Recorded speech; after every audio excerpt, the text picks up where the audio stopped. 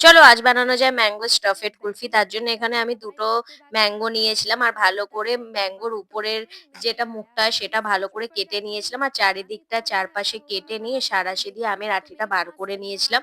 তারপরে এখানে 500 মতো আমি দুধ নিয়েছিলাম। দুধটাকে ভালো করে ফুটিয়ে নেওয়ার পর এখানে হাফ বাটির মতো আমি শুকনো দুধ দিয়েছিলাম আর ভালো করে ফুটিয়ে নিয়েছিলাম। ফুটিয়ে নেওয়ার পর যখন আর্ধেক হয়ে এসেছিল তার মধ্যে ড্রাই ফ্রুটস দিয়েছিলাম। ঠান্ডা হয়ে যাওয়ার পর একটুখানি যে আমের পিউরিটা হয় সেটা দিয়ে ভালো করে নেড়ে চেড়ে তারপরে আমের যে এটা দেখতেই পাচ্ছ ওর মধ্যে একটুখানি ঢেলে দিয়ে উপর থেকে অ্যালুমিনিয়ামের পেপার যেটা হয় সেটা লাগিয়ে ডিপ ফ্রিজে রেখে দিয়েছিলাম 8 ঘন্টার জন্য। 8 ঘন্টার বার করে নেওয়ার পর দেখতেই পাচ্ছ আমের যে ছোকলাটা হয় সেটা ছাড়িয়ে নিয়েছিলাম। তারপরে পিস পিস করে সার্ভ করেছিলাম।